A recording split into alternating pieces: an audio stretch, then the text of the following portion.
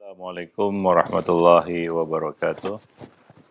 Alhamdulillah, nahmaduhu wa nasta'inuhu wa nastaghfiruh. Wa na'udzu billahi min syururi anfusina wa sayyiati a'malina. May yahdihillahu fala mudhillalah wa may yudlil fala hadiyalah. Asyhadu an la ilaha illallah wahdahu la syarikalah wa asyhadu anna Muhammadan abduhu wa rasuluh. Ya ayyuhalladzina amanu ittaqullaha haqqa tuqatih wa la tamutunna illa wa antum muslimun. Amma ba'du. Para pemirsa dan para pendengar Roja TV dan Radio Roja, kaum muslimin dan muslimat rahimani wa rahimakumullah. Alhamdulillah, segala puji hanyalah milik Allah Rabb semesta alam. Salawat dan salam atas Nabi kita Muhammad sallallahu alaihi wasallam, atas keluarga beliau, sahabat-sahabat beliau, dan siapa saja yang mengikuti sunnah beliau sampai hari kemudian. Para pemirsa dan para pendengar yang dimuliakan Allah, pada kesempatan siang ini kita kembali bertemu dan akan melanjutkan pembahasan dari buku Ensiklopedia Akhlak Salaf. Kita sampai pada perkara-perkara yang bisa merusak keistiqomahan, yang bisa membuat seseorang berbelok dari jalan yang lurus. Yang ketiga adalah faktor nafsu. Ini adalah perkara yang tidak bisa dihindari oleh anak Adam, karena Allah membekali mereka dengan hawa nafsu. Hanya saja berkaitan dengan hawa nafsu ini, ada orang-orang yang bisa menahan nafsunya, dan ada yang selalu digiring oleh hawa nafsunya. Dan hawa nafsu ini sifatnya selalu mengajak, mendorong manusia untuk melakukan keburukan-keburukan. Wa innan nafsa la'ammaratun bisu. Itu sifat dari hawa nafsu. Sesuatu yang memang diperlukan oleh anak Adam. Mereka bisa memperoleh keturunan dengan hawa nafsu. Dan tentunya kita lahir ke dunia juga dengan nafsu. Akan tetapi, dari sisi yang lain, hawa nafsu ini dapat menyeret dan menggiring manusia menjerumuskan manusia kepada kebinasaan, keburukan, kejahatan, kejelekan, dan lain-lain sebagainya. Dan tentunya kecuali hamba-hamba yang mendapat taufik dari Allah Subhanahu wa Ta'ala, yang jiwanya diteguhkan dan dibantu untuk mengalahkan hawa nafsunya tersebut. Dan dengan taufik Allah Subhanahu wa Ta'ala itulah seorang hamba bisa selamat dari keburukan hawa nafsunya. Walaula fadlullahi alaikum wa rahmatuh ma zaka minkum min ahadin abada. Kalaulah bukan karena karunia Allah dan rahmatnya kepada kita manusia, niscaya tidak ada seorang pun di antara kamu bersih dari perbuatan keji dan mungkar selama-lamanya. Maka salah satu hal yang bisa membelokkan seseorang dari jalan yang lurus, merusak keistiqomahannya adalah hawa nafsu yang selalu diperturutkan. Al-hawan muttaba. Ya. Hawan muttaba, hawa nafsu yang diikuti, yang selalu diikuti, yang selalu diiyakan. Membuang hawa nafsu adalah perkara yang tidak mungkin. Karena kita pasti memiliki hawa nafsu itu. Namun, yang dituntut dari kita adalah bagaimana kita bisa mengendalikannya. Tidak selalu mengikutinya. Karena sifat hawa nafsu tadi yang selalu menggiring kita kepada keburukan-keburukan. Ibnul Qayyim Al-Jauziyah rahimahullah mengatakan dalam kitab Ighatsatul Lahfan, hawa nafsu selalu mengajak kepada kebinasaan, membantu musuh bebuyutan kita, yaitu iblis dan bala tentaranya, dan berambisi kepada semua perbuatan-perbuatan buruk. Kecenderungannya adalah mengikuti keburukan, melakukan pelanggaran, yaitu meninggalkan perintah dan mengerjakan larangan, serta menyelisihi kebenaran. Dan adalah sebuah kenikmatan yang tiada tara apabila seorang hamba bisa berhasil terbebas dari belitan hawa nafsunya. Oleh karena itu, hawa nafsu merupakan hijab terbesar, kata beliau, yang menghalangi manusia dari Allah Subhanahu wa Ta'ala, dari Rabb-Nya. Sehingga orang yang paling tahu perihal hawa nafsu pasti sangat merendahkan dan menghinakan, mengutuk hawa nafsu tersebut. Demikian dikutip dari kitab buku Ighatsatul Lahfan, tulisan Ibnu Qayyim.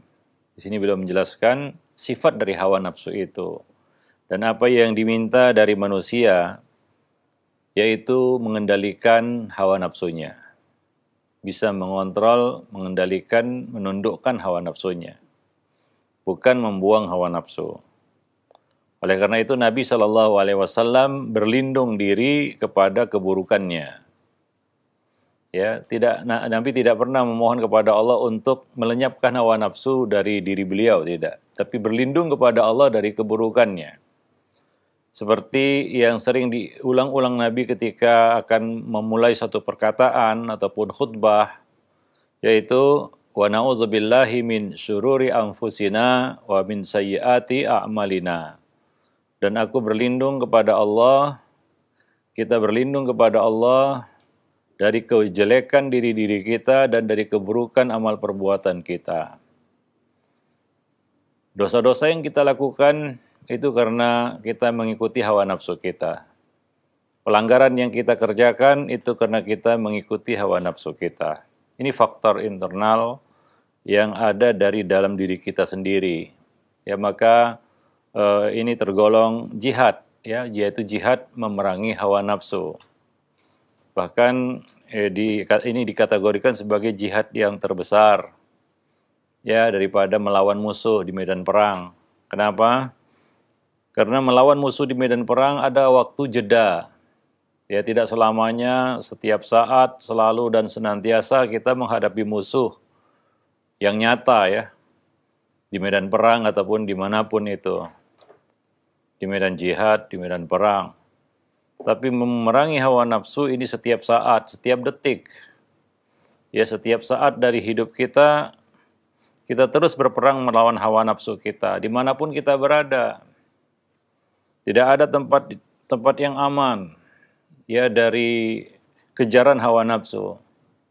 Bukan hanya di pasar kita harus mengendalikan hawa nafsu, atau di tempat-tempat yang berpotensi melakukan kejahatan dan keburukan. Bahkan di tempat ibadah sekalipun, ya, di majelis ilmu sekalipun, kita harus memerangi hawa nafsu kita. Di mana saja, kapan saja. Ini adalah pertempuran 24 jam antara hamba dengan dirinya sendiri, yaitu dengan hawa nafsunya. Jadi ini adalah perkara yang berat. Memerangi hawa nafsu adalah satu pertempuran yang berat.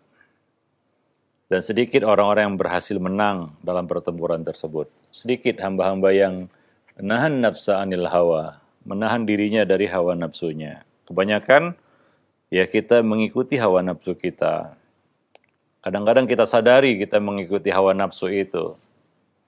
Kita iakan ajakan hawa nafsu itu. Dan kadang-kadang kita tidak menyadarinya. Tiba-tiba kita sudah ditaklukkan, ditundukkan oleh hawa nafsu kita. Tiba-tiba kita menyadari bahwa kita adalah pecundang, yaitu orang yang kalah berhadapan dengan hawa nafsunya.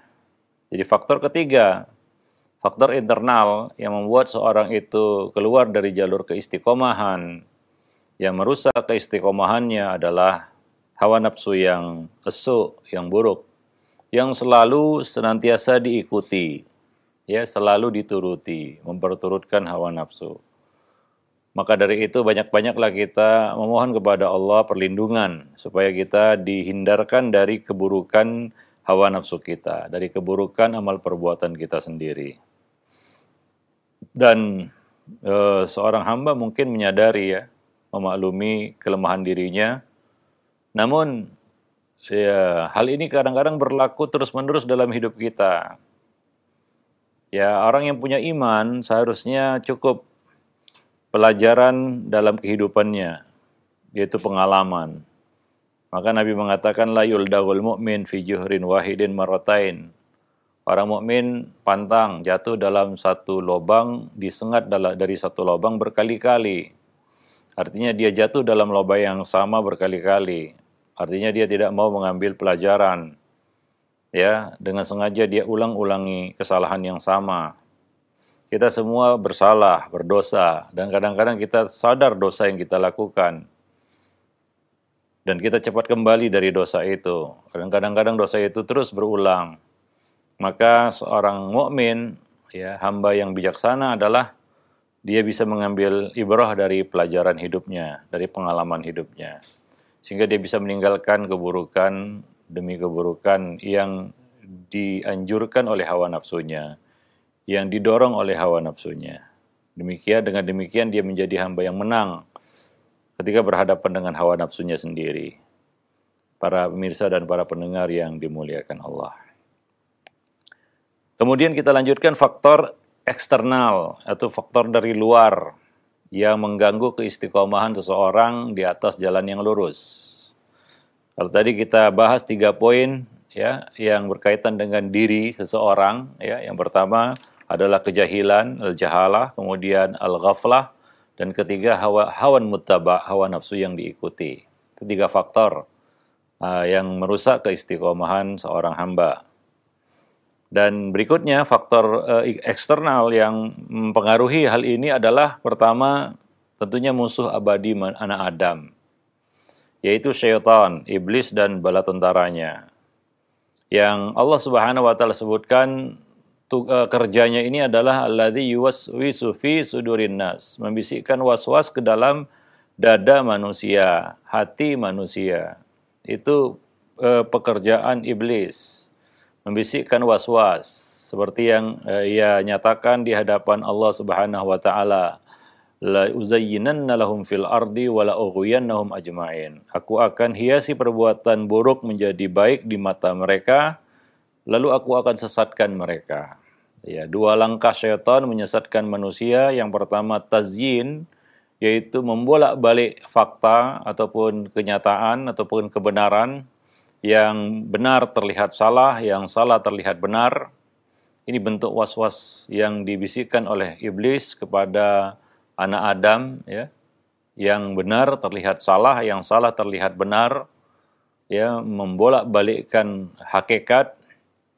Yang sunnah dipandang bid'ah, yang bid'ah dipandang sunnah, yang hak dilihat seolah-olah batil, dan yang batil terlihat nyata seolah-olah kebenaran. Ya, ini adalah langkah pertama, ya, khutuwat syaitan. Yang pertama adalah tazyin. Baru kemudian al-ighwa, yaitu menyesatkan anak Adam itu. Ketika timbangan sudah terbalik, ya, ketika kita katakan nilai-nilai sudah terbalik, maka langkah berikut yang dilakukan oleh syaitan adalah ighwa, menyesatkan anak Adam itu, ya, menghasungnya, ya, menyuruhnya, menganjurkannya untuk melakukan hal yang dilarang. Ya, ketika sesuatu itu sudah terbalik dalam pandangannya. Dan ini yang dilakukan oleh iblis kepada bapak kita Adam. Ya, menggoda Adam untuk memakan buah dari pohon yang dilarang untuk didekati. Hal adulluka ala syajaratil khuldi wa mulkil la yabla. Ini yang kita katakan dibisikkan oleh syaitan iblis kepada Adam alaihissalam tentang pohon yang dilarang oleh Allah untuk didekati. La taqrabah hadhihi syajarah. Jangan kalian berdua dekati pohon ini. Ya, mendekatinya itu dilarang. Ya, mendekatinya itu dilarang oleh Allah Subhanahu wa taala. Ya, kemudian iblis datang membisikkan was-was kepada Adam.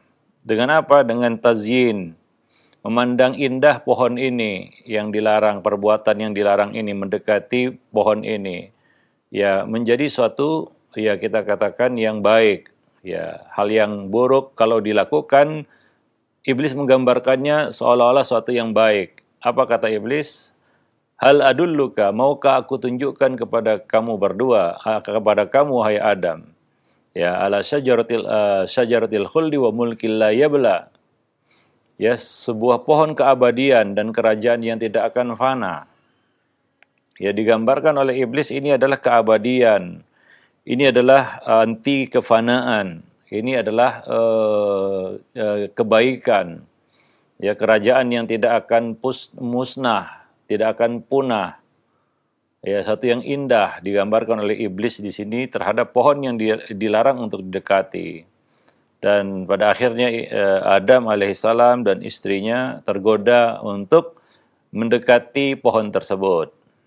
Bahkan lebih jauh dari itu, ya, yaitu memetik buahnya, dan lebih jauh dari itu lagi yaitu memakan buah tersebut. Adam tidak menyadari akibat dari melanggar ya perintah Allah itu, ya, menabrak sebuah larangan Allah Subhanahu wa taala, mengerjakan sesuatu yang dilarang, pasti ada akibat buruknya, pasti ada kita katakan dampaknya terhadap pelakunya, dan itu yang terjadi ketika Adam memakan buah itu, maka tanggallah ya pakaian keduanya, ya, sehingga nampaklah aurat keduanya. Itu akibat dari melakukan sesuatu yang dilarang Allah Subhanahu wa taala. Ini pelajaran bagi anak-anak Adam, ya, bahwa ya melakukan sesuatu yang dilarang itu akan mengakibatkan ya suatu akibat yang buruk, ya, keburukan. Cepat atau lambat, ya, keburukan itu akan dirasakan karena melanggar suatu larangan. Itu yang terjadi pada bapak kita Adam alaihi salam. Kadang-kadang kita tahu sesuatu yang dilarang, lalu kita dengan congkak dan sombong mungkin berkata dalam hati kita, kalau saya lakukan itu apa salahnya, apa akibatnya? Dan kita merasa melakukan yang dilarang itu tidak menimbulkan apa-apa. Ya. Ya, di akhirat jelas, ya, sekarang tidak tahu kita akhirat, tapi di dunia sebagian orang menantang Allah dengan melakukan yang dilarang karena dia merasa apa yang dilakukannya itu tidak menimbulkan efek apapun terhadap dirinya. Ya. Nah, bahkan sebagian orang melakukan yang dilarang, dia merasa justru mendapatkan keuntungan, bukan kebalikannya, sehingga dia semakin tergila untuk melanggar larangan itu. Ini mungkin bentuk istidratnya, dan pada akhirnya nanti dia akan sampai pada satu titik di mana dia akan merasakan akibat dari perbuatan buruknya itu, akibat dari dia melanggar larangan Allah Subhanahu wa taala. Nah, demikian para pemirsa dan para pendengar yang dimuliakan Allah. Dan iblis serta bala tentaranya yaitu syaitan selalu menghasung anak Adam ini untuk melakukan perkara-perkara yang dilarang. Ya, kita lihat ada orang yang hidup tanpa aturan, ya, tidak mengindahkan perintah dan larangan. Ya, terutama bab larangan, kita katakan. Banyak sekali larangan-larangan di dalam agama kita, ya. Banyak sekali larangan-larangan syariat yang mesti kita perhatikan. Nah, mungkin karena kejahilan kita tidak tahu itu dilarang. Ya, tapi di sana ada hal-hal mendasar, ya, yang kita tahu itu pasti dilarang dan sudah jelas keburukannya. Sebagai contoh mungkin yang nyata-nyata keburukannya, ya, misalnya minum khamar, ya, contohnya ini, ya. Sebagian orang ya mungkin kita nggak bisa bayangkan, ya, seorang muslim nggak tahu bahwa minuman keras itu dilarang, ya. Karena namanya juga sudah minuman keras begitu, ya, dikasih kata-kata sifat keras begitu. Artinya ini pasti menimbulkan mudarat. Ya, nah secara ilmu dunia saja itu bisa kita buktikan keburukan dari perkara itu, yaitu dari khamar, arak, ya. Nah, jadi semua manusia, ya, bahkan mungkin yang tidak mengenal agama pun tahu itu adalah barang yang busuk, yang buruk. Nah, semua orang tahu, tapi kadang-kadang, ya, seorang muslim meminum minuman keras, ya mungkin dia berpikir begini, saya minum minuman ini tidak ada dampak apapun terhadap diri saya. Ya, toh saya sehat-sehat saja. Bahkan saya merasakan keuntungannya. Dia merasa ketenangan mungkin dan lain sebagainya. Sebagian orang yang melakukan perkara yang dilarang Allah itu, ya, mungkin itu dibiarkan terus berlanjut berlaku berkali-kali berulang-ulang. Nah, ini mungkin bentuk istidrat, ya, seperti yang kita sebutkan tadi. Ya, seorang hamba tidak melihat dampak buruk dari perbuatan buruknya. hingga pada satu titik nanti barulah dia rasakan keburukan-keburukan yang banyak dari satu keburukan yang dilakukannya itu, ya. Ya, seperti mungkin dijamak lah di akhir kehidupannya, baru dia merasakan ya akibat buruk dari satu perbuatan buruknya itu, yaitu mabuk-mabukan, minuman keras. Para pemirsa dan para pendengar yang dimuliakan Allah. Itu satu contoh ya, seperti kita katakan ya. Contoh yang lain misalnya ya mungkin yang banyak dilakukan oleh Muslim, yaitu merokok. Ya merokok yaitu buruk. Kita katakan buruk kenapa? Karena memang rokok itu dikatakan oleh produsennya ataupun pembuat rokok itu adalah buruk. Lalu bagaimana kita katakan baik? Yang buat sendiri mengatakan buruk, ya. Cuma keburukannya ini kan tidak nampak langsung oleh manusia. Manusia tidak melihat keburukannya. Ketika dia merokok, ada alasan orang yang merokok, mana ada orang yang merokok mati, begitu ya. Itu kata-kata yang sering diucapkan oleh para perokok. Nggak ada orang yang merokok mati. Ada orang yang merokok panjang umurnya, kan begitu ya. Nah demikian, itu alasan-alasan sebagian orang. Dia tidak melihat kita katakan dampak buruk dari perkara yang dilarang itu, yang diharamkan itu, ya. Nah, nanti pada satu ketika dia akan melihat keburukan itu. Ya, dia akan lihat akibat buruk dari perbuatan buruknya itu. Para pemirsa dan para pendengar yang dimuliakan Allah. Karena kaidah kita dalam agama kita itu sudah pasti, yaitu apa? Setiap perkara yang dilarang Allah, yang diharamkan Allah, itu pasti membawa mudarat bagi pelakunya. Jika dilakukan, ya jika dikerjakan, pasti akan membawa keburukan atas pelakunya. Ya, cepat atau lambat, disadari atau tidak. Cepat atau lambat, mungkin Allah tunda. Ya, mungkin Allah tunda. Allah kasih ya, hukuman tidak langsung kepadanya, yaitu istidraj. Sehingga dia mengoleksi terus keburukan-keburukan itu. Semakin banyak keburukan-keburukan yang dikumpulkannya. Atau yang kedua, dia tidak disadari atau tidak. Yaitu banyak orang yang tidak menyadari itu. Bahwa musibah yang menimpanya itu, azab yang menimpa dirinya itu adalah akibat perbuatan buruknya. Ya, banyak orang-orang yang tidak sadar ketika dia tertimpa azab dari Allah Subhanahu wa taala di dunia ya.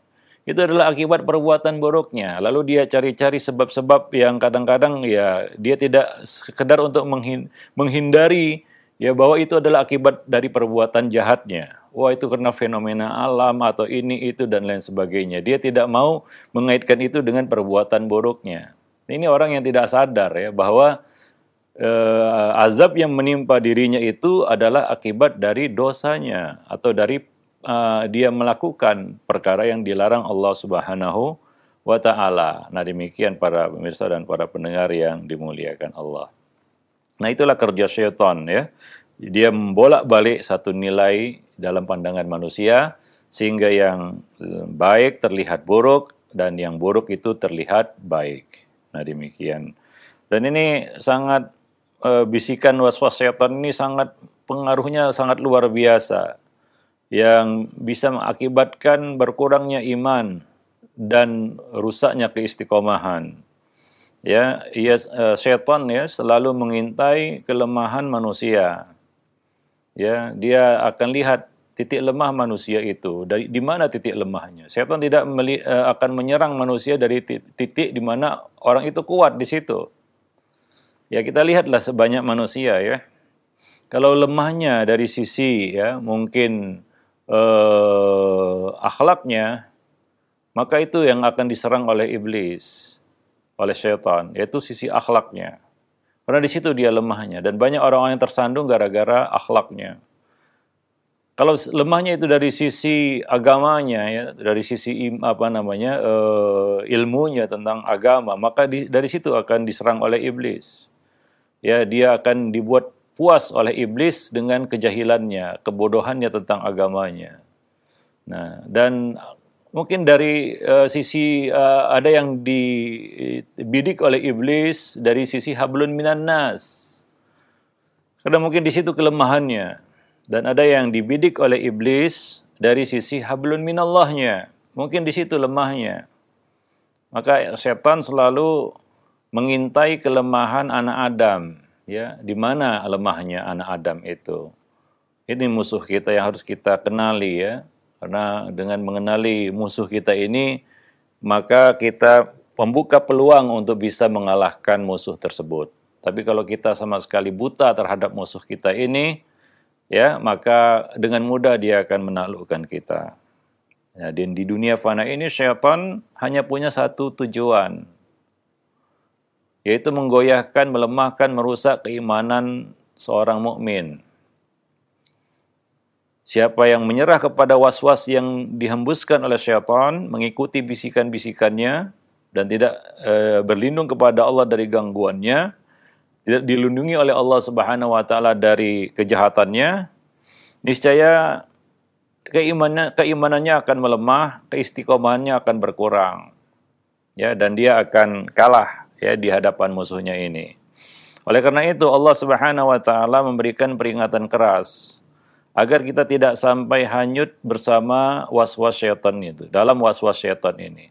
Ya, kita setiap mukmin, ya, Allah Subhanahu wa taala sertakan kepada mereka, ini mukmin, ya, ketika orang itu bersyahadat la ilaha illallah, menjadi seorang mukmin, bagaimanapun rendahnya imannya, ya, iman itu ada tingkatan-tingkatan, ya.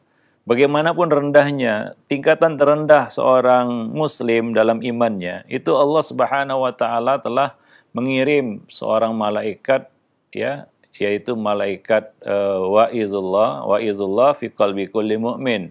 Malaikat, ya, bitanah, ya, penyerta pembisik bagi mukmin tersebut selama dia ada iman di dalam hatinya. Ada malaikat yang menyertainya. Apa tugas malaikat yang menyertai seorang mukmin ini? Yaitu meneriakinya apabila dia mau melakukan sebuah dosa ataupun pelanggaran, ya, ataupun maksiat, keburukan, kejahatan. Malaikat ini akan meneriakinya, waihak, celaka kamu, jangan kamu lakukan itu, jangan kamu singkap tirai dosa. Demikian, ya, malaikat ini terus berteriak, ya, ada di dalam hati setiap mukmin. Jadi Allah Subhanahu wa taala menyertakan malaikat ini kepada hamba-hambanya yang beriman. Selama ada iman, ya. Lain halnya orang yang tidak ada iman di dalam hatinya. Ya, setiap hamba yang beriman Allah sertakan malaikat ini. Dan, ya, kenyataannya atau di lapangan, ya, malaikat ini sering kita abaikan, yaitu teriakannya.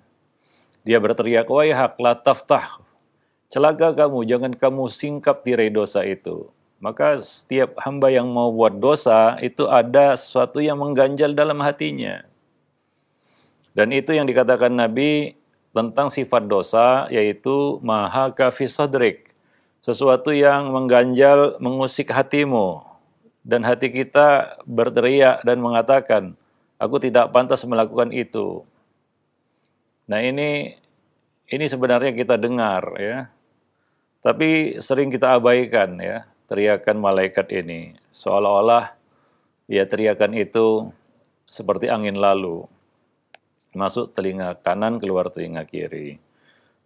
Kita lebih mengikuti bisikan halus, was-was syaitan tadi, ya. Nah, demikian.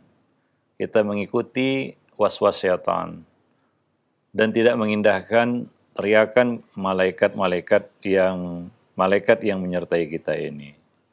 Dan setiap manusia ada dua bitonah, bitonatan, ya, bitonatul khair wa bitonatul syarr, ya, penyerta yang baik dan penyerta yang buruk. Bitonah itu adalah orang dekat, ya, yang kalau setiap raja itu pasti punya pembisik, ya.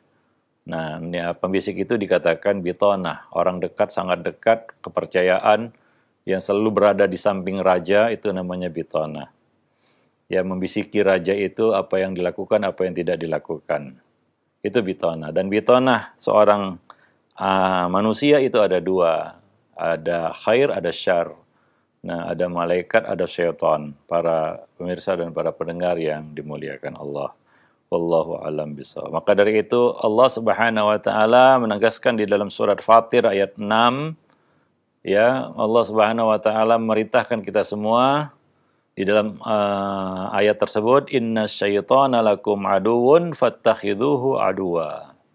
Innama yad'u hizbahu liyakunu min ashabis sa'ir. Sungguh syaitan itu adalah musuh bagimu, maka jadikanlah ia sebagai musuhmu. Karena sungguhnya syaitan itu hanya mengajak golongannya agar menjadi penghuni neraka sa'ir yang menyala-nyala. Demikian para pemirsa dan para pendengar yang dimuliakan Allah. Nah, di sini ada dua hal, yaitu informasi yang Allah Subhanahu wa taala, kabar yang Allah Subhanahu wa taala sampaikan kepada kita melalui kitab suci Al-Qur'an ini, yaitu syaitan itu adalah musuh. Syaitan itu adalah musuhmu. Inna syaitana lakum aduun. Untuk yang satu ini, mungkin semua orang tahu syaitan itu musuh. Syaitan itu musuh, itu sesuatu yang mungkin kita pahami dan kita ketahui. Apalagi kita baca kisah bapak kita Adam alaihi salam. Ya. Nah, syaitan itu adalah musuh, bahkan musuh yang nyata, ya, aduun mubin. Tapi, nah, ini poin yang kedua ataupun perkara yang kedua, menjadikan setan itu sebagai musuh. Nah, ini tidak semua orang yang tahu setan itu musuh bermusuhan dengan setan. Ya, saya ulangi, tidak semua orang yang tahu setan itu musuh bermusuhan dengan setan. Ya, di dalam kenyataan kita senang juga berteman dengan musuh kita dan kita tahu itu musuh kita. Kalau musuh kita itu bukan setan, mungkin ya bisa berdamai dengan musuh tersebut. Ya, tapi permusuhan manusia dengan setan, dengan iblis dan bala tentaranya, ini tidak mengenal kata damai. Karena iblis tidak menerima perdamaian dengan anak Adam. Ya, dia tidak menerima opsi perdamaian dengan anak Adam. Dia tidak mau berdamai. Nah, kalaupun seolah-olah damai itu hanya kamuflase belaka, dia tidak mau berdamai dengan kita. Nah, dan konsekuensinya adalah, ya, bermusuhanlah kamu dengan setan. Ya, bermusuhanlah kamu dengan iblis dan bala tentaranya ini. Dan ini perkara yang sulit. Ya, seperti kita sebutkan tadi, banyak orang yang tahu, bahkan pengetahuan ini hakul yakin. Kalau boleh dikatakan hakul yakin, ya, bahwasanya setan itu musuh, iblis itu musuh kita. Tapi poin yang kedua ini, bermusuhan dengan iblis, ya, seperti yang kita sebutkan tadi, tidak semua orang yang tahu iblis itu musuh bermusuhan dengan iblis. Para pemirsa dan para pendengar yang dimuliakan Allah. Maka Allah perintahkan di sini, fattakhidhuhu aduwa. Maka jadikanlah dia musuhmu. Ya, bermusuhan dengan iblis. Ya, maka kita katakan kadar minimal ya kita bermusuhan dan menjadikan iblis itu sebagai musuh adalah menyelisihi iblis. Ya, maka dalam banyak hadis ya Nabi SAW ya menganjurkan kepada kita hal-hal yang itu berbeda dengan apa yang dilakukan oleh musuh kita ini, yaitu menyelisihi musuh. Itu termasuk salah satu bentuk permusuhan kita kepada musuh tersebut. Ya, contohnya ya setan makan dengan tangan kiri, kita dengan tangan kanan. Setan tidak tidur siang, kita tidur siang, kan begitu ya. Jadi berusaha untuk menyelisihi orang yang kita musuhi, itu bentuk permusuhan namanya. Nabi mengatakan dalam hadis, "Qilu fa inna syayatin la taqilu." Tidur sianglah kamu karena syaitan tidak tidur siang. Syaitan tidak tidur siang, kita tidur siang. Ini maksudnya apa di sini? Yaitu menyelisihi musuh. Ya, menyelisihi musuh itu salah satu bentuk permusuhan. Bahwa kita bermusuhan dengan orang itu karena kita tunjukkan dengan apa? Dengan menyelisihinya. Itu minimal lah kita katakan orang itu harus menyelisihi musuhnya. Para pemirsa dan para pendengar yang dimuliakan Allah. Nah, demikian ya permusuhan seorang anak Adam dengan iblis ya. Maka dia harus menjadikan iblis ini sebagai musuh di dalam kehidupannya. Wallahu a'lam bishawab. Taib. Ibnu Jauzi mengatakan, orang yang berakal wajib selalu waspada terhadap musuh. musuh yang nyata. Yang nyata permusuhannya sejak zamannya Nabi Adam alaihi salam. Demikian kata beliau, ya. Waspada. Dan inilah yang kita identikkan dengan takwa. Takwa itu kan kewaspadaan, kehati-hatian, ya. Selalu melihat ya langkah-langkah yang dibuat oleh musuh-musuhnya. Itu waspada. Apalagi kita berhadapan dengan musuh yang tidak terlihat mata. Yang dia tahu kita, kita tidak tahu dia. Yang dia lihat kita, kita tidak lihat dia.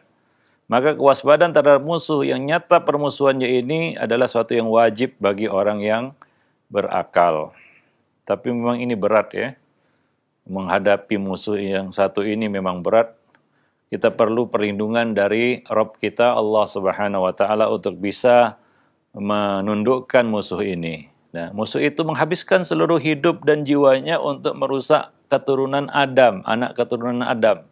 Demikian ya pernyataan Ibnul Qayyim ini di dalam bukunya Talbis Iblis, dalam bukunya Al-Fawaid, afwan. Ya, nah demikian. Yaitu afwan di dalam kitab Talbis Iblis, Ibnul Jauzi mengatakan itu, ya. Artinya apa?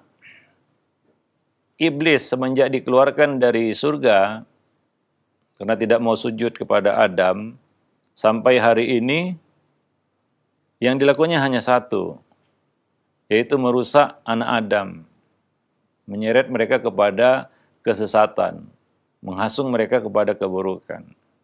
Maka dari itu Allah Subhanahu wa taala merintahkan kita agar waspada terhadapnya. Ya, nah demikian pernyataan dan penjelasan dari Ibnul Jauzi di dalam kitab Talbis Iblis. Para pemirsa dan para pendengar yang dimuliakan Allah. Nah, jadi ya tentunya di sini kita perlu teman ya untuk bisa menghadapi musuh ini. Maka dari itu ketika kita seorang diri, nampak sekali iblis itu, setan ya, iblis dan bala tentaranya itu begitu dominan terhadap kita. Ya, tapi ketika kita bersama dengan teman kita, ya, dengan orang lain yang menyertai kita, apalagi itu orang yang saleh, ya, itu membuat kita kuat untuk menghadapinya. Maka Nabi SAW mengatakan al-syaitanu ma'al wahid wa minal itsnaini ab'ad. Syaitan itu bersama orang yang sendirian. Ya, terhadap dua orang dia akan lebih menjaga jarak. Itu iblis musuh kita ya. Ini Nabi menyatakan seperti itu dalam hadis yang sahih ya. Syaitan itu bersama orang yang sendirian, yang tunggal, yang sendirian. Maka kalau kita safar, kalau bisa kita ada yang menyertai bersama. Ya, tidak sendirian. Kalau bisa ya. Nah, dan kalau bisa juga kita jangan terlalu sering menyendiri dan seorang diri. Ya. Nah, ini harus dibedakan dengan uzlah ya. Uzlah itu ya bukan artinya kita 24 jam terus menyendiri kan begitu ya. Dan uzlah itu juga dengan ilmu dan zuhud. Ya, tanpa ilmu dan zuhud jadi zallah dan illah. Ketergelinciran dan penyakit gitu ya. Penyakit jiwa. Kalau dilakukan tanpa ilmu dan kezuhudan. Para pemirsa dan para pendengar yang dimuliakan Allah. Nah, kita perlu saudara-saudara kita perlu teman-teman kita untuk menghadapi musuh kita ini. Yaitu apa yang kita perlukan dari teman kita. Kalau ada yang berkata, Ustadz, justru karena teman saya diajak berbuat dosa. Ya, kita bukan sekedar menginginkan dan mengharapkan pertemanan dan persahabatan ataupun kita katakan pertemanan, bukan. Yang kita harapkan dari pergaulan itu adalah nasihat. Ya, nasihat. Itu proposal utama kita di dalam membuka hubungan hablun minan nas. Ya, di dalam membuka satu hubungan pertemanan, persahabatan ya. Apapun itu hubungannya, ya, yang kita harapkan adalah proposal utama kita adalah nasihat. Itu yang kita inginkan dari persahabatan. Kita ingin bersahabat dengan orang yang mau menasihati kita, orang yang mau menegur kita, bukan bersahabat dengan orang yang mau menyanjung kita, orang yang memuji-muji kita, ya, orang yang mengangkat-angkat kita, ya, melebihi kadang-kadang kadarnya. Bukan itu, ya, bukan itu arti dari sebuah persahabatan dan pertemanan. Tapi yaitu yang dapat memberikan nasihat, ya, yang mau memberikan peringatan kepada kita. Ya, karena kita sedang berhadapan dengan musuh yang sama, yaitu iblis dan bala tentaranya. Dengan itu kita akan kuat. Dengan nasihat kita akan kuat. Ya, dengan nasihat manusia itu akan kuat. Karena nasihat yang baik itu adalah senjata, amunisi yang penting untuk menghadapi musuh kita ini, yaitu iblis ini. Para pemirsa dan para pendengar yang dimuliakan Allah. Wallahu a'lam bishawab. Nah, demikian ya, faktor pertama yang datang dari luar, ya, faktor eksternal, yaitu iblis dan bala tentaranya, syaitan, ya, yang bisa merusak dan menggoyahkan keistiqomahan seseorang di atas siratal mustaqim, di atas jalan yang lurus, yang bisa membelokkannya dari tujuannya kepada Allah Subhanahu wa taala. Wallahu a'lam bishawab. Nanti akan kita lanjutkan poin yang kelima dan keenam dari bab ini, ya. Wallahu a'lam.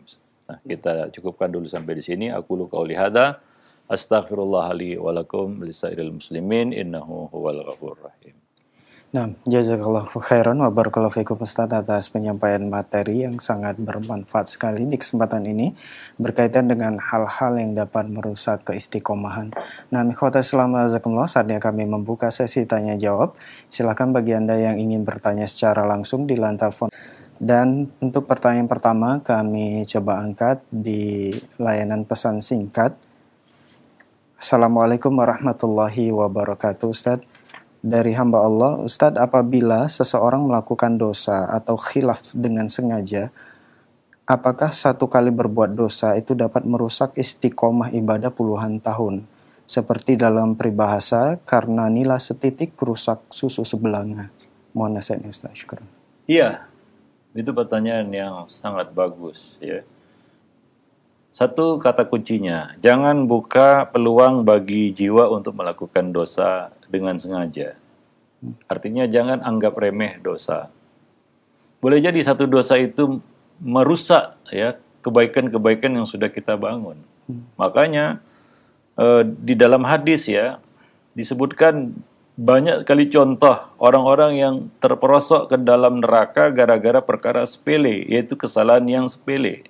Dalam pandangannya, orang yang dapat azab kubur karena perkara yang dianggapnya sepele, yaitu tidak bersuci dari air seninya dan menyebarkan namimah kemana-mana, mungkin itu perkara yang dia anggap ringan, ya, itu merusak, ya, kita katakan kebaikan-kebaikan yang sudah dibangunnya, ya. Artinya jangan remehkan dosa, ya, sebagaimana kita tidak boleh meremehkan kebaikan, la tahqirunna minal ma'rufi syai'an. Konsekuensi logis dari hadis itu sebenarnya, ya, yang mungkin jarang diungkap, jangan remehkan juga perbuatan dosa, ya. Nah, kebaikan yang kecil jangan diremehkan, dosa yang kecil juga jangan kita remehkan. Banyak yang tersandung gara-gara itu. Ada orang yang masuk neraka, kata Nabi, gara-gara seekor kucing, yang dia ikat, dia kurung, nggak dikasih makan, dan tidak dilepas juga untuk cari makan sendiri. Ada yang masuk neraka gara-gara apa?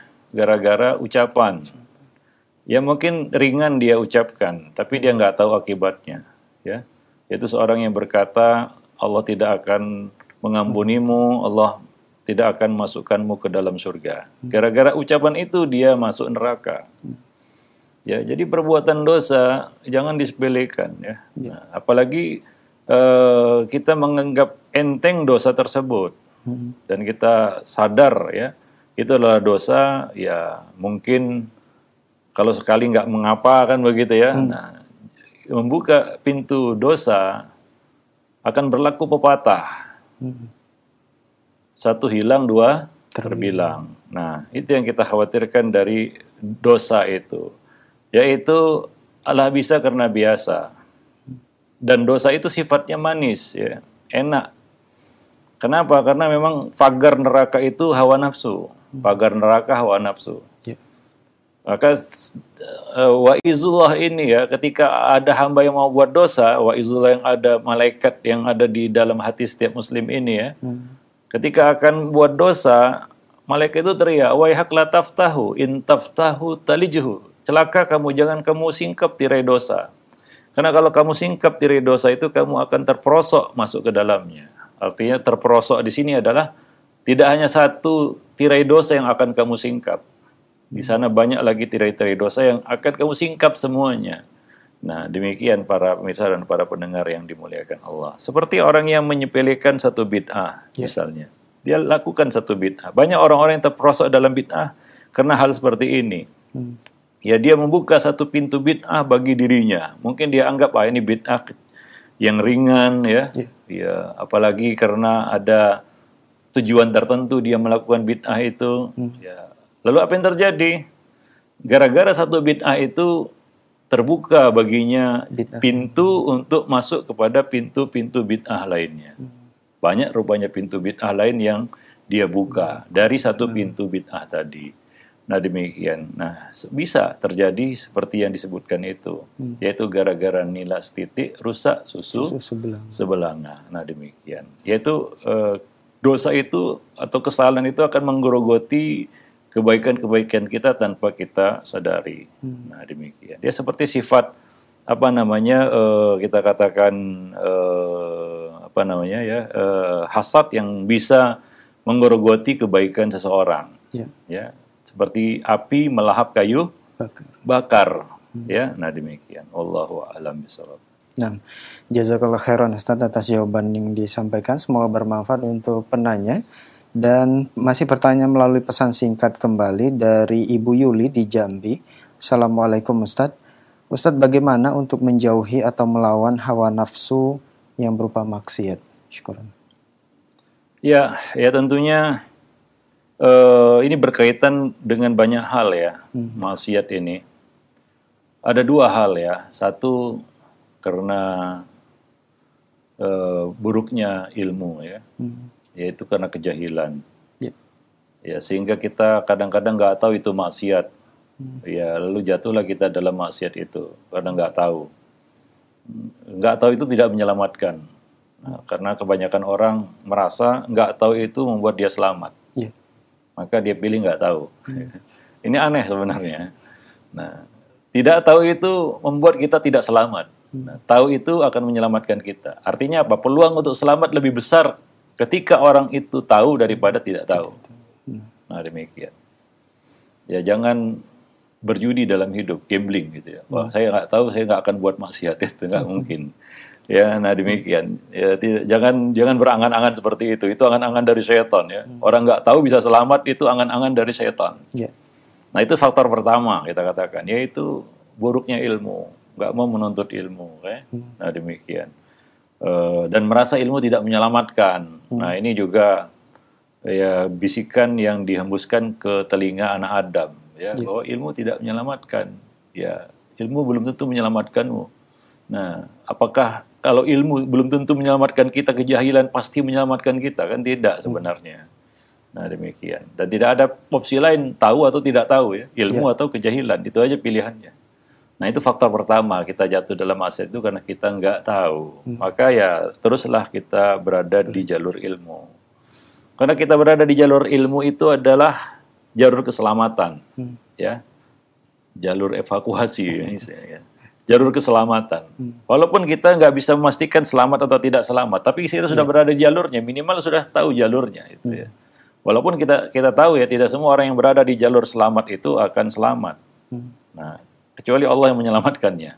Ya, nah demikian. Ya, kemudian ya orang-orang yang tidak berilmu tadi, jahil tadi, dia tidak berada di jalur keselamatan. Tarjun najata walam tasluk masalikaha fa inna safinata la tajri 'alal yabasi. Kamu ingin selamat tapi kamu tidak melewati jalurnya. Sesungguhnya perahu itu tidak akan berlayar di atas daratan. Nah, demikian. Wallahu a'lam bishawab. Itu yang pertama. Yang kedua adalah tidak mau mengambil pelajaran dalam kehidupan. Ya, itu tidak belajar dari pengalaman. Ini salah satu ya kita katakan kita terus-terusan jatuh dalam maksiat. Yaitu kita tidak mengambil ibrah dari minimal dari pengalaman kita. Ya, dari apa yang kita alami. Ya. Kita buat dosa ya sekali. Tapi kalau bisa jangan yang kedua kalinya. Ya cukup sekali ya. Nah, demikian. Ya wajar ya manusia ada banyak kelemahannya. Dan yang lebih beruntung lagi adalah orang yang bisa belajar dari pengalaman orang lain tanpa dia harus mengalaminya sendiri. Nah, itu yang lebih beruntung lagi itu ya. Orang yang bisa belajar dari pengalaman orang lain. Jadi nggak perlu ya pengalaman itu kita belajar dari pengalaman kita sendiri. Orang yang bijaksana ya adalah orang yang bisa mengambil pelajaran dari orang lain ya. Artinya dia nggak mau seperti yang menimpa si fulan dan si fulan. Para pemirsa yang dimuliakan Allah.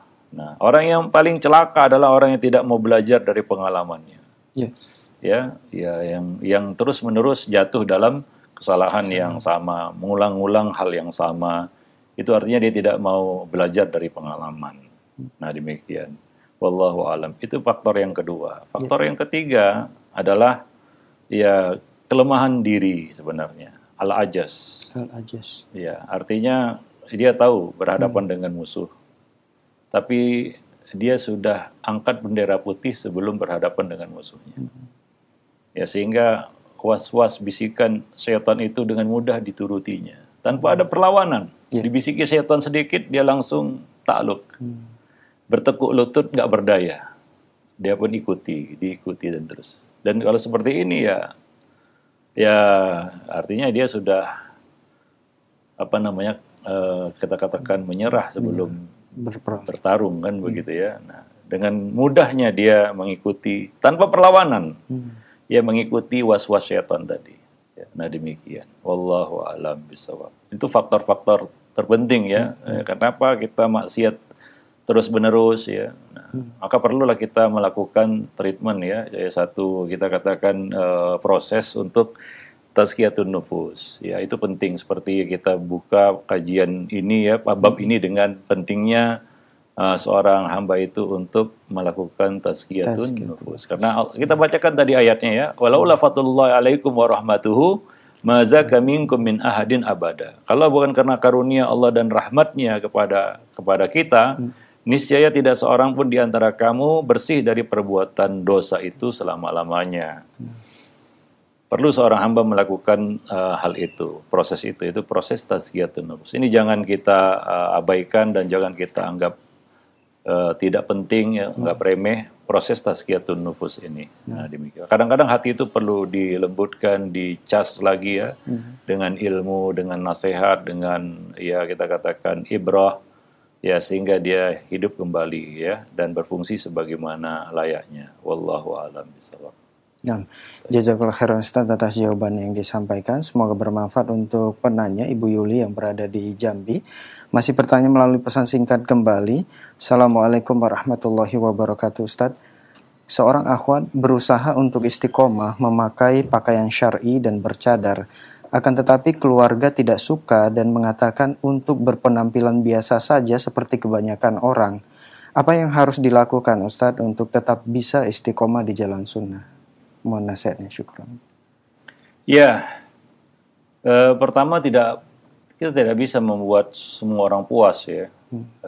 Ridon nas ghayatun la tudrak.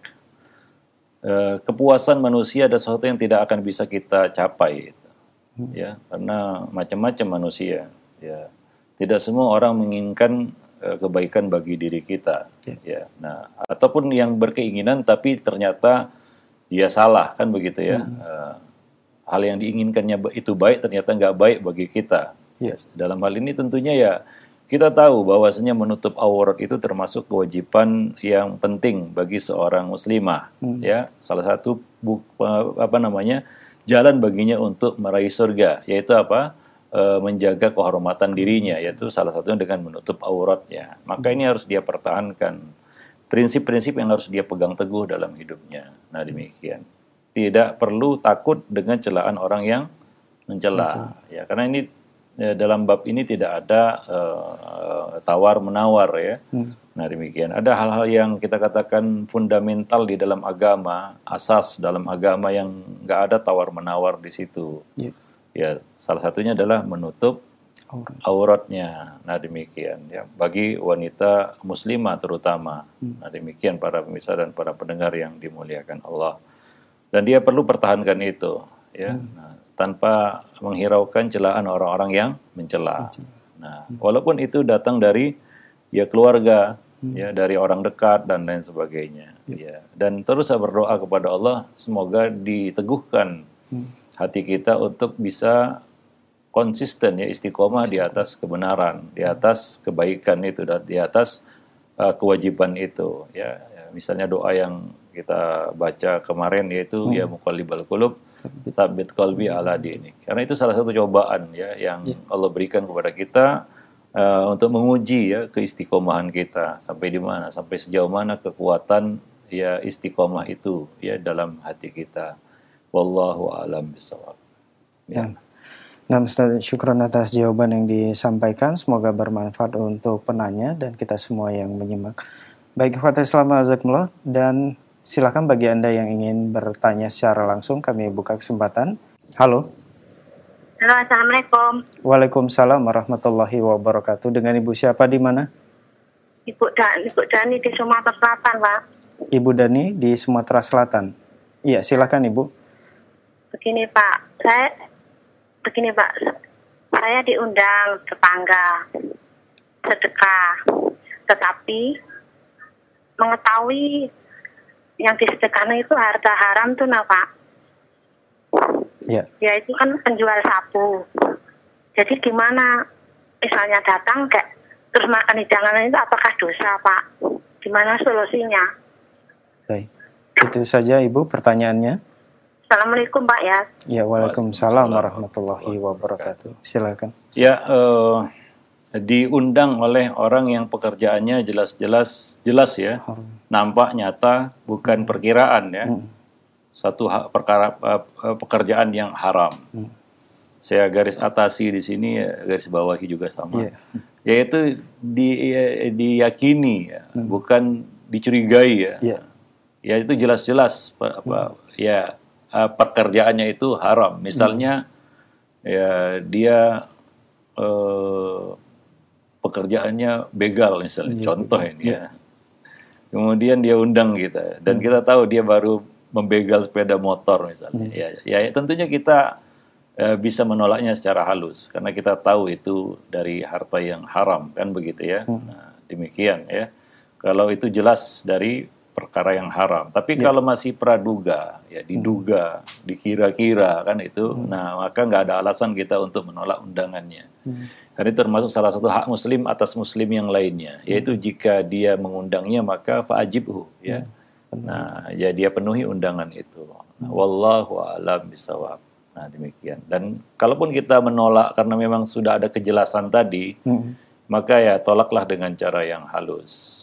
Nah, demikian ya. Dan ya ini juga salah satu kita katakan bentuk teguran kepadanya ya. Mungkin dia akan bertanya, kenapa si fulan tidak mau memenuhi undangan saya? Karena dia sebagian orang yang buat dosa maksiat, artinya perbuatannya itu haram, dia juga tahu itu ya. Ketika yang dia undang orang yang baik-baik ya, dan dia sadar dia berbuat hal yang salah kan gitu ya, dia juga maklum itu, kenapa nggak datang? Oh karena ini saya pekerjaannya haram kan gitu ya.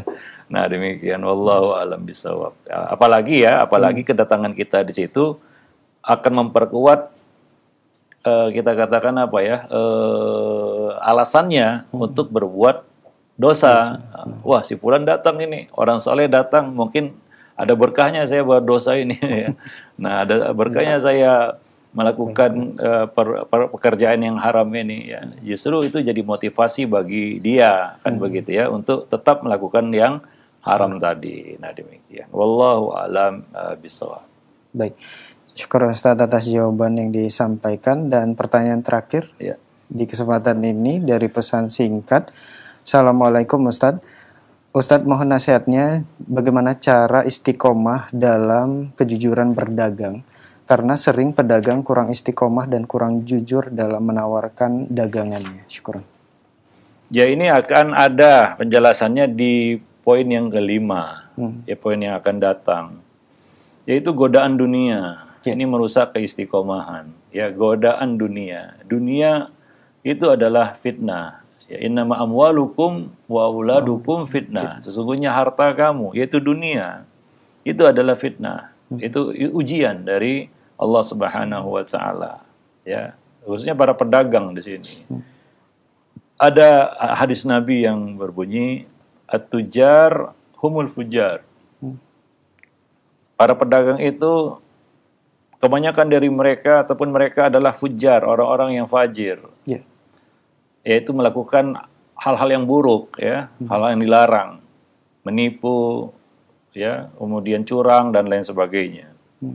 Nah, para sahabat bertanya kepada Nabi, ya Rasulullah, bukankah perniagaan itu, berdagang itu dibolehkan? Maka apa kata Nabi? Ya benar, tapi para pedagang itu, ya, jika mereka berbicara, bohong bicaranya. Jika mereka bersumpah, mereka bohong sumpahnya. Kan itu, bersumpah, ya, berbicara bohong, bersumpah dilanggar ataupun sumpahnya sumpah yang palsu. Dan demikian. Itu sebabnya para pedagang itu kebanyakannya adalah orang-orang yang jatuh dalam kefajiran. Nah, demikian. Ya, kecuali ilaman rahimah rabbuk, ya, kecuali orang yang dirahmati Allah Subhanahu wa taala, yang dirahmati oleh Rabbnya. Ya, ilaman rahimah rabbuh. Ya, nah demikian. Sedikit pedagang yang seperti itu. Nah, demikian. Nanti akan kita bahas pada pertemuan yang akan datang insyaallah. Ini faktor eksternal juga, yaitu godaan dunia. Godaan. Ya, bagaimana menghadapi itu? Ya, khususnya para pedagang, ya. Kadang-kadang itu kaitannya dengan situasi dan kondisi, kondisional. Contohnya begini, ya, kalau pedagang itu kalau sedang lapang mungkin dia jujur, ya. Ya, lagi laris, ya, banyak pelanggan, dia mungkin bisa jujur. Tapi begitu diuji, ya, mulai seret, ya, mulai dia berpikir buruk, kan begitu. Ini kadang kondisional juga. Nah, ya, kita harus bisa memandang, khususnya para pedagang, ya, arti dari kita katakan rezeki. Karena orang yang berdagang itu kan cari rezeki, kan begitu, ya. Nah, tagline-nya kan begitu, orang berdagang itu cari rezeki. Ya. Nah, yang perlu diketahui oleh para pedagang adalah perkara pertama, nanti akan kita jelaskan juga, yaitu bagaimana memandang rezeki. Sehingga ketika nggak ada pelanggan, ya, dia tidak merasa nggak dapat rezeki. Karena merasa tidak dapat rezeki membuat dia gelap mata. Kondisinya seperti itu kebanyakannya. Wallahu a'lam bishawab, ya. Tapi nanti akan kita bahas pada pertemuan yang akan datang insyaallah. Ya, sampai di sini dulu mungkin pertemuan kita pada siang ini. Mudah-mudahan bermanfaat. Subhanakallah bihamdik, asyhadu an la ilaha illa anta, astaghfiruka wa atubu ilaik. Assalamualaikum warahmatullahi wabarakatuh.